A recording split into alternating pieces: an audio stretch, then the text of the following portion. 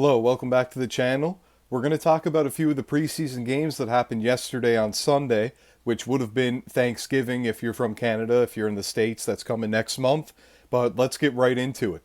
So the Bulls and the Bucks first off faced off early in the afternoon, and we had the Bucks beating the Bulls by 3 at a score of 105 to 102.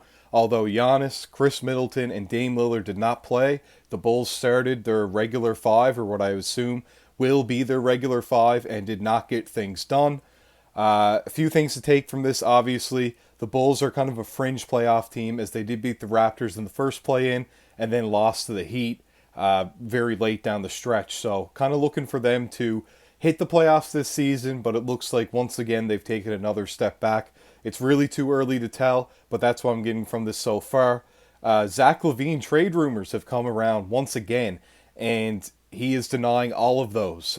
Recently, he had said that maybe he would get traded to see where the team goes, as he recently signed a big contract with them just a few seasons ago, and he has denied all of that. So looking to stay with the Bulls, good fit for him right now, and we'll see where they take this as DeMar DeRozan is starting to age. Will there be some moves just around the corner? Will he get moved at the deadline? We'll have to see how things go. He's still an all-star caliber player at his older age. Kobe White was the leading scorer for the Chicago Bulls, putting in 14 points, 6 rebounds, and 6 assists. And Marjan Beauchamp led the way for the Bucks, putting in 18 points off the bench. He did play 28 minutes, however.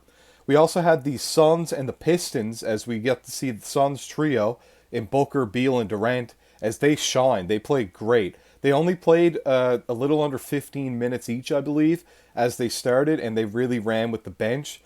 Grayson Allen led all scorers with 18 points for the Suns, and Marvin Bagley put in 25 points and 7 rebounds for the Pistons. He looked really great for them off of the bench.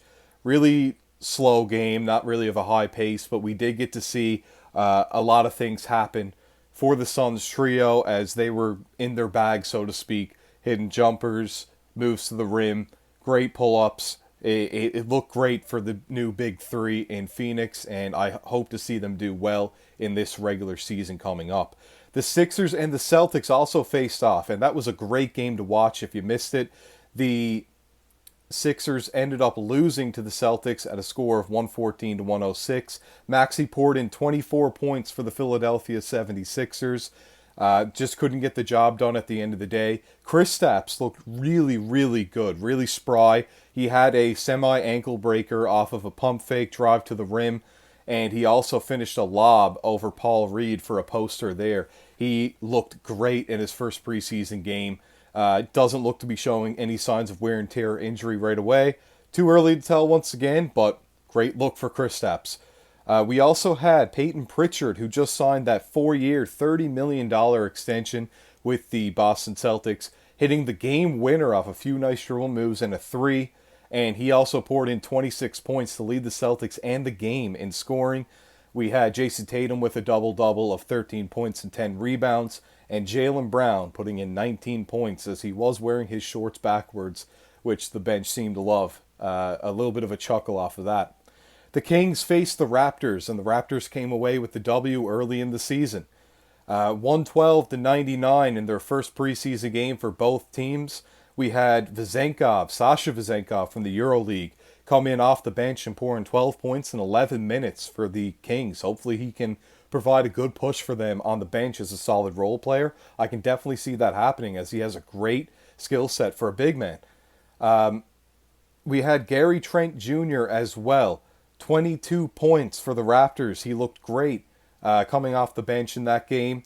And you know, you're looking, if you're the Raptors, that's kind of the position that there were a lot of worries about at shooting guard. So if he can be a great scorer this year and play solid defense or just league average, that's great for them. I think they could definitely sneak into a play-in spot, and hopefully they can grow on that, as they just lost Fred VanVleet to the Houston Rockets. But Dennis Schroeder is still a quality NBA point guard, just lacks a bit of a jump shot. So if you can get shooting next to him at Gary Trent Jr., you're doing pretty good for yourself.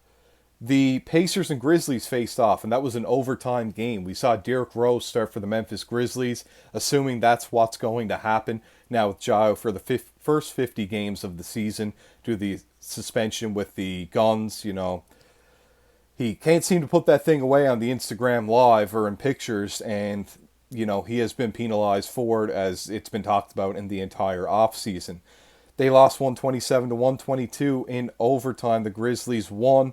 Jabari Walker looked great for the Pacers, putting up 19 points, 9 rebounds, and 4 assists.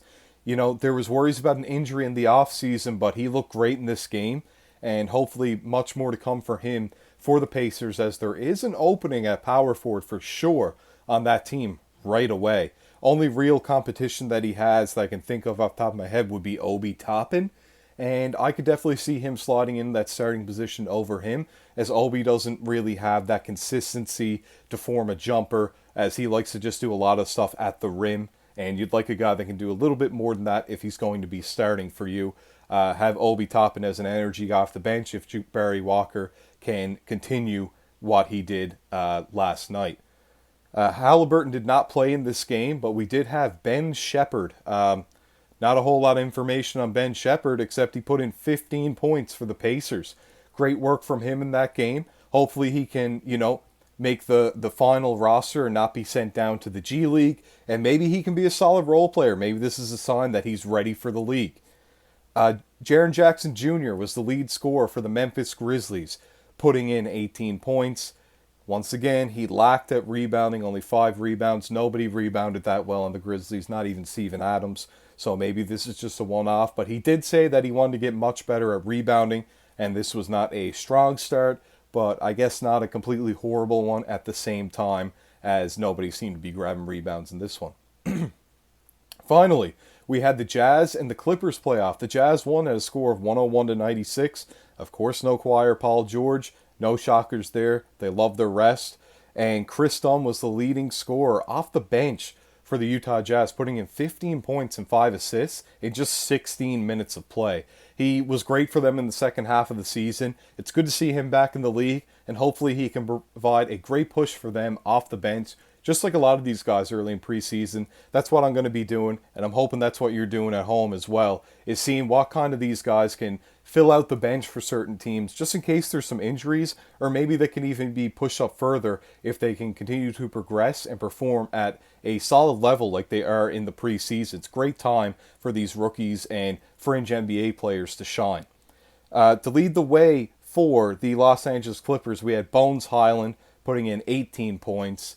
Not a whole lot happened for them. Terrence Mann, who has been discussed for trade rumors for James Harden, only put in 2 points in this game. It's only preseason, so you have to take everything with a grain of salt. But we'll see if we can get more from those guys.